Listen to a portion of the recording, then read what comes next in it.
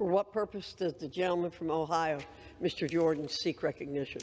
Madam Speaker, pursuant to House Resolution 5, I call up House Concurrent Resolution 3, expressing the sense of Congress condemning the recent attacks on pro-life facilities, groups, and churches, and ask for its immediate consideration in the House. The clerk will report the title of the concurrent resolution.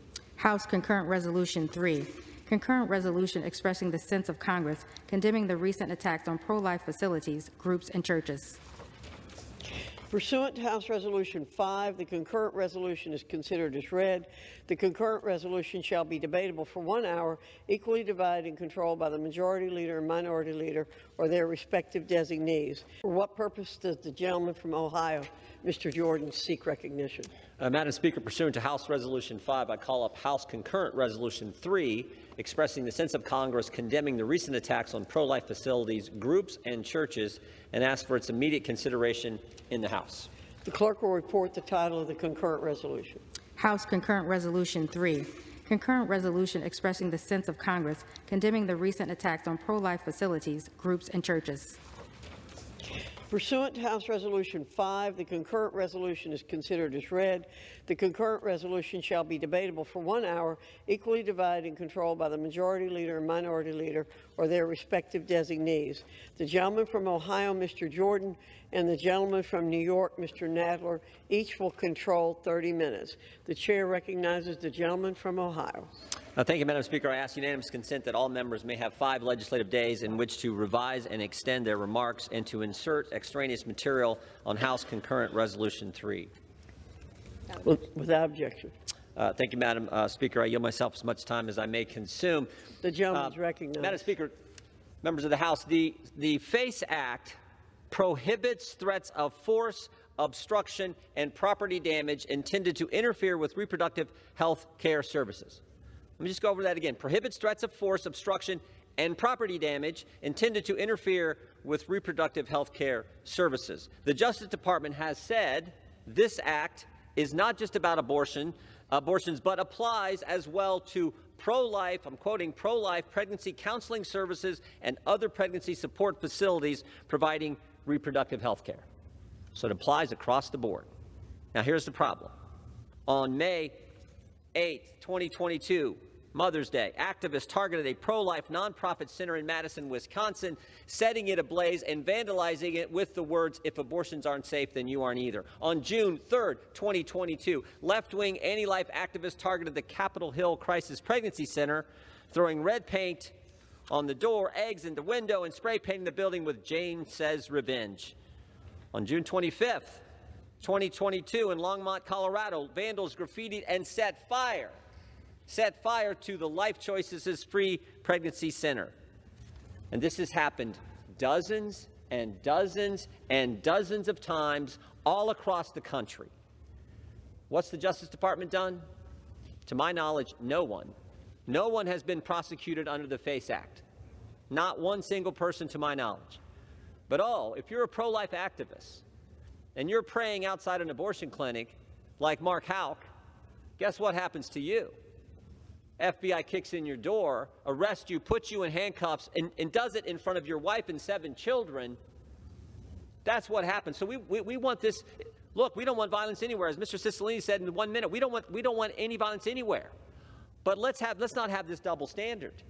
Not to mention this. Think about what happened after the Dobbs decision was leaked, the leaked draft of that opinion. You had activists protesting at every not everyone, because only the conservative justices' names were doxed and information put out there. You had protests at their place in direct violation of a statute, 18 U.S.C. 1507. You're not supposed to be protesting, interfering when a decision is pending in front of a Supreme Court justice's home. Direct violation of the statute, and again, nothing happened. And that situation, as we all know, got real serious with the assassination attempt on Justice Kavanaugh. So this resolution is straightforward. What has happened literally now at hundreds of crisis pregnancy centers and churches around the country this past year is just flat out wrong. And this is a resolution that says we appreciate the good work that happens at crisis pregnancy centers where they take in women, where they help them, help them and help that unborn child, make sure that that unborn child gets to experience the gift of life. The sanctity of life is what this is all about. And so I want to commend my colleague and friend, Mr. Johnson, from the great state of Louisiana for this resolution, and the people across the country who volunteer and who work every day at these centers to help these ladies who are in a tough situation. And with that, I reserve the balance of our time. The gentleman from Ohio reserves. The gentleman from New York is recognized. Madam Speaker, I yield myself such time as I may consume. The gentleman's recognized. Madam Speaker, I rise in opposition to this woefully incomplete resolution. I'd like to begin by saying that I condemn violence in all its forms, including the threats, vandalism, and property destruction described in H-Con Res. 3. I would also like to reiterate my condemnation of the attempted murder of Supreme Court Justice Brett Kavanaugh. That should go without saying. I am grateful that no one appears to have been physically injured in the vandalism incidents described in the resolution, and that law enforcement took Justice Kavanaugh's would-be assassin into custody before he could complete an act of violence. In a democracy, violence is never the answer to a political dispute, and it should be roundly condemned in all its forms. This resolution, however, is a transparent partisan ploy that is a woefully and unacceptably inadequate condemnation of violence. It comes in the context of extremist MAGA Republicans' effort to enact a total ban on abortion at both the state and federal levels. And in what appears to be a glaring omission to H-Con Res. 3, my Republican colleagues refused to condemn the long-documented history of violence, murder, and mayhem perpetrated by anti-abortion extremists against abortion providers and their patients. According to the National Abortion Federation, since 1977, anti-abortion extremists have been responsible for 11 murders, 42 bombings, 196 arsons, 491 assaults, and thousands of incidents of criminal activities directed at patients, providers, and volunteers. Sadly, these incidents have increased dramatically in recent years. In 2021, abortion providers faced a 600% increase in stalking incidents, a 450% increase in clinic blockades, a 163% increase in reports of hoax devices or suspicious packages, a 129% increase in invasions, and a 128% increase in assault and battery compared to previous years. In some cases, violence against abortion providers has had deadly consequences. For example, in November 2015, a gunman murdered 3 people and injured 9 others when he opened fire with an assault-style rifle at a Planned Parenthood health center in Colorado Springs. In January 2021, a gunman attacked the Planned Parenthood clinic in Knoxville, Tennessee, and later that year, the same clinic was burned to the ground by arsonists. Regardless of your position on abortion rights, it is important that we condemn all acts of violence, regardless of who is the ultimate target. I'm concerned that by refusing to condemn violence against providers, this resolution will inadvertently send a signal to anti-abortion extremists that violence against abortion providers is justified by the vandalism described in the resolution. If this inadequate resolution could potentially fan the flames of political discord, what purpose then does it serve? The only purpose I can infer is that it is intended to placate the extreme elements of the anti-abortion movement while this Republican majority figures out how to pass a total nationwide ban on abortion. Let me be clear. Democrats stand with the majority of the American public and will oppose such a radical position. H-Con Res. 3 is nothing more than a partisan political ploy designed to advance an extreme anti-abortion agenda, and is not a serious effort to condemn political violence. Indeed, it may have the opposite effect on the American public because it purposely fails to condemn the thousands of threats, violent incidents, and attacks that abortion providers and patients have endured for decades at the hands of anti-abortion extremists. I urge my colleagues to vote no, and I reserve the balance of my time. The gentleman from New York reserved. The gentleman from Ohio is recognized. Madam Speaker, what purpose? Says it right in the title, expressing the sense of Congress condemning the recent attacks on pro-life facilities, groups, and churches. Over 100 churches and pro-life facilities have been attacked in the last 7 months. Over 100. That's all this resolution. I don't know. Republicans condemn violence every time it happens. We condemn it when it happens to abortion clinics. We condemn it when it happens to churches. We condemn it when it happens to pro-life centers. We condemn it when it happened in the summer of 2020 all over the country. We condemned it when it happened on January 6th. We condemn it every single time. This is just highlighting what has happened in the last 7 months with churches and pro-life centers around the country. That's simple. I wouldn't know why this should be unanimous. I recognize my friend, the sponsor of this great legislation from Louisiana, for 3 minutes. The gentleman from Louisiana is recognized for 3 minutes. Thank you, Madam Speaker. Chairman Jim Jordan, I rise today to speak in favor of my common sense legislation, the House Concurrent Resolution 3, and I'm really proud that this bill has been included among our very first set of bills that will pass in this Congress. For Chairman Nadler to stand here, or Ranking Member Nadler now, I'm happy to say, to stand here and suggest that this does not fulfill the will of the American people, or it's somehow not the right thing to do, is absurd. This resolution is very simple and its language is clear. It condemns the attacks that have been committed against pro-life facilities, groups, and churches in the wake of the leak of the Dobbs opinion and the subsequent decision. It also calls upon the Biden administration to take action now to bring the perpetrators to justice. Who could be opposed to that? In recent years, there's been an alarming trend of more and more attacks on pro-life organizations and individuals. And in the wake of the Dobbs decision, the problem became much worse. We've seen a significant increase in targeted violence against places and people who provide care for pregnant women and their unborn children. Here's just a few of the more than 100 incidents that have taken place just in the last several months.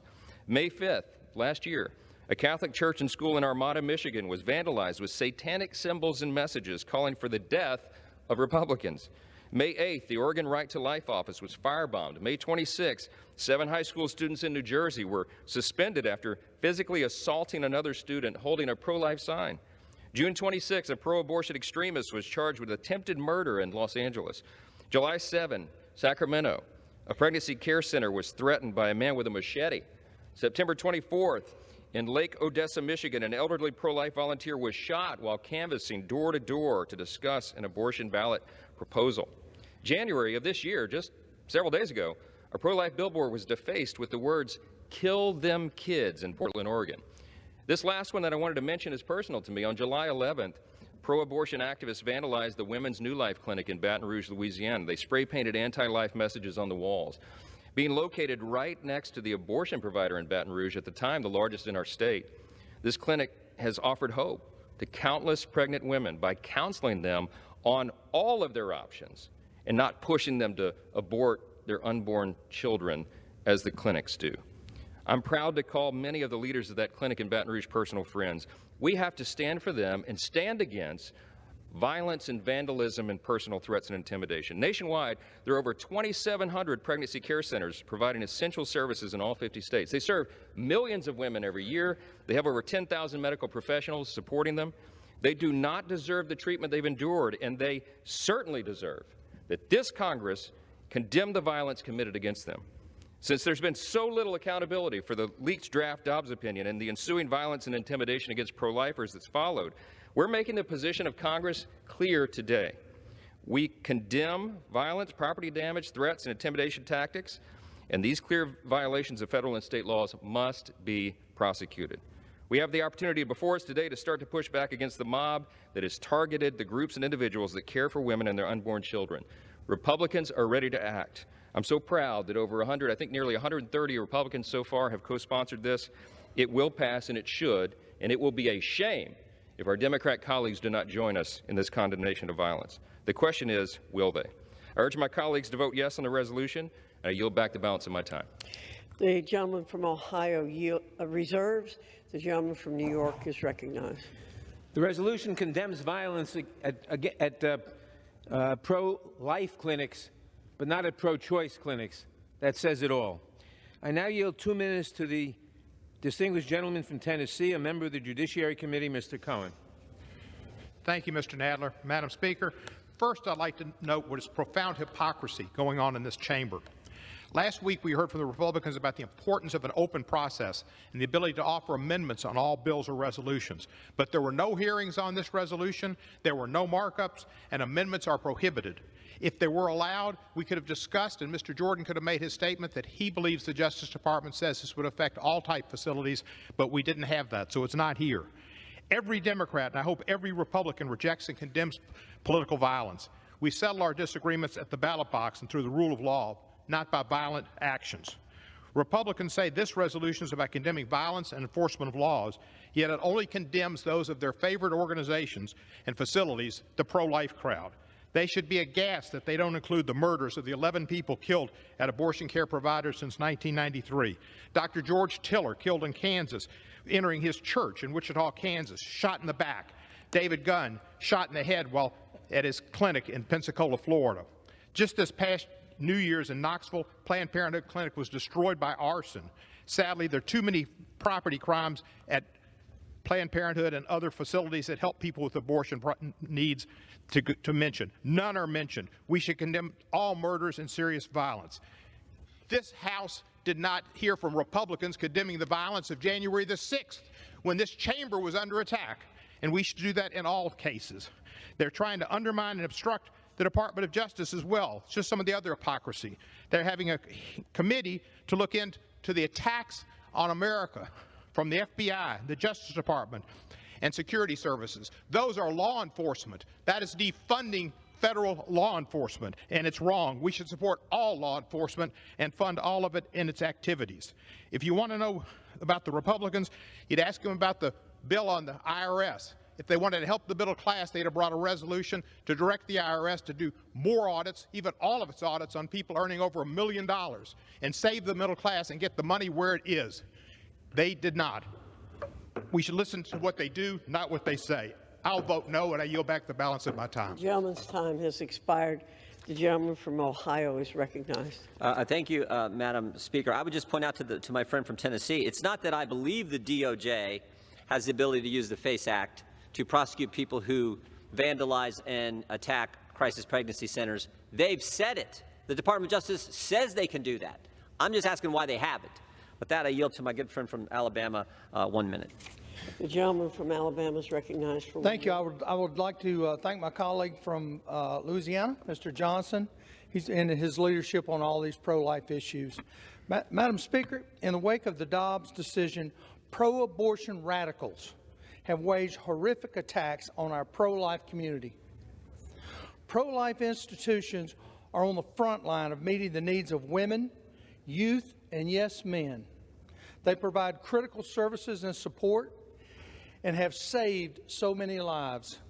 Nobody, and I say nobody, should be in fear for their safety when seeking medical care and spiritual support. This body has an opportunity to express its unwavering support for the women and the families across America and this country and condemn these violence by voting for this act. I'm proud to be part of this effort. I encourage my colleagues on both sides of the aisle to vote yes on this resolution. Thank you, and I yield my time back. The gentleman from Ohio reserves. The gentleman from New York is recognized. Madam Speaker, I now yield 2 minutes to the distinguished gentlelady from Texas, member of the Judiciary Committee, Ms. Jackson Lee. The gentlewoman from Texas is recognized for 2 minutes. This is a solemn moment. And I join my fellow colleagues, the women of the Democratic Caucus, to stand here because we stand in the name of those who have died.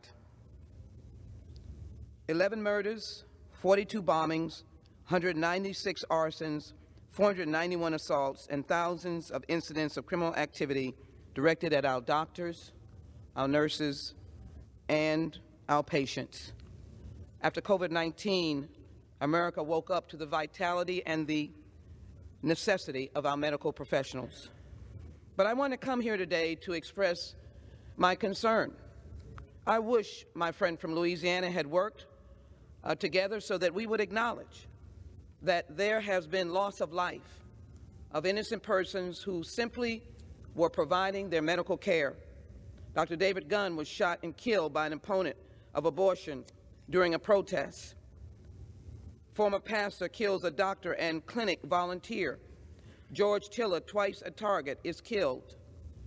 And so this legislation is an extreme initiative because it is not here to acknowledge the solemnity of which we stand. First, to recognize the constitutional right of a woman, a doctor in her faith, to be able to make a decision without fear and intimidation. But we have a state like mine that has vigilantism because it's passed legislation for bounty hunters to come back again from the 1800s to intimidate doctors and patients and nurses. This is a day that we must stand against.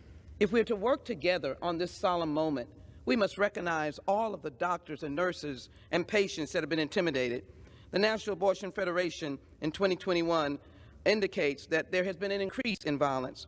The significant increases in stalking, 600%, blockades, 450%, hoax devices, 163%, and 129%. So I ask my colleagues to oppose this legislation. Maybe we can, in solemnity, work together on this serious issue. I yield back. The gentlewoman's time has expired. The gentleman from New York reserves. The gentleman from Ohio is recognized. Thank you, Madam Speaker. I yield a minute and a half to our colleague from the great state of Ohio, Mr. Winstrom. The gentleman from Ohio is recognized for 1.5 minutes. Thank you, Madam Speaker.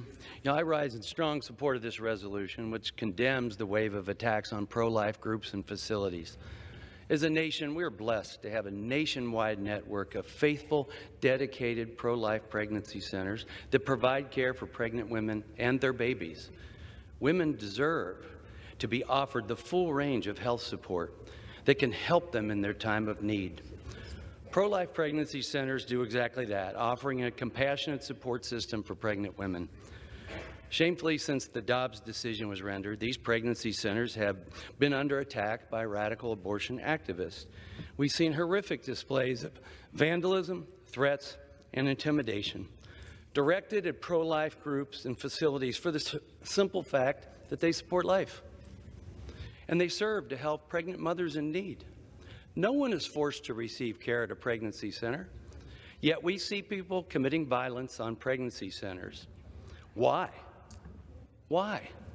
Are they angry that so many choose to not terminate the life of their own baby and let their child live rather than violently terminate the life of their own baby like all of your mothers did?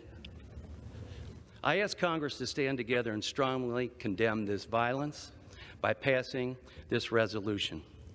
And with that, Madam Speaker, I yield back the balance of my time. The gentleman yields back. The gentleman from Ohio reserves. The gentleman from New York is recognized. Madam Speaker, I now yield 1 minute to the distinguished gentlelady from New Jersey, Ms. Watson-Coleman. The gentlewoman from New Jersey is recognized for 1 minute. Thank you, Madam Speaker. I rise because I'm appalled that this is how my Republican colleagues have chosen to start this majority. It appears that actually legislating is just too great a challenge for my colleagues who have no apparent plan to address the real issues facing our country, including the rising tide of violent extremism. Res 3 condemns violence against anti-abortion organizations. It says nothing about the violence against abortion providers that has gone largely unaddressed for nearly 50 years. Last year, I supported legislation that offered real solutions to rising violence against abortion providers. I'd be happy to work with my colleagues on fixing Res 3 to actually acknowledge the rising violence, but I cannot and will not support it in its current form and encourage my colleagues to vote no. Thank you, and I yield back. The gentlewoman yields back. The gentleman from New York reserves. The gentleman from Ohio is recognized. Thank you, Madam Speaker. Yield 1 minute to the gentleman from Wisconsin. The gentleman from Wisconsin is recognized for 1 minute. Madam Speaker, I rise in support of the resolution before us here. Last year, a draft Supreme Court opinion was leaked to the media in one of the biggest scandals to ever hit the nation's highest court. It reestablished the authority of states to prohibit the killing of unborn children, sending the Democrat Party and other left-wing extremists off the deep end. The liberal brush fire that ignited after the opinion was leaked wasn't contained to just Washington. Pregnancy centers and pro-life organizations across the country soon became the target of their rage. The chairman said it very well in his opening comments when he cited the situation in Madison, Wisconsin. If abortions aren't safe, then you aren't either. That's what it says right here. Following the attack, a radical pro-abortion group known as Jane's Revenge took credit, proudly proclaiming this was only a warning. Next time, the infrastructure of the enslavers will not survive. Left-wing extremists have shown us time and time again First during the summer of 2020, when they burned American businesses to the ground, and then by firebombing pregnancy centers in 2022, that they will resort to violence and destruction when they do not get their way. Unfortunately, there has been very little accountability for the leaked draft opinion. This resolution makes it clear violence needs to stop. I yield back. The gentleman from Ohio reserves. The gentleman from New York is recognized. Madam Speaker, I now yield 1 minute to the distinguished gentlelady from Connecticut, the ranking member of the Appropriations Committee, Ms. DeLauro. The gentlewoman from Connecticut is recognized for 1 minute.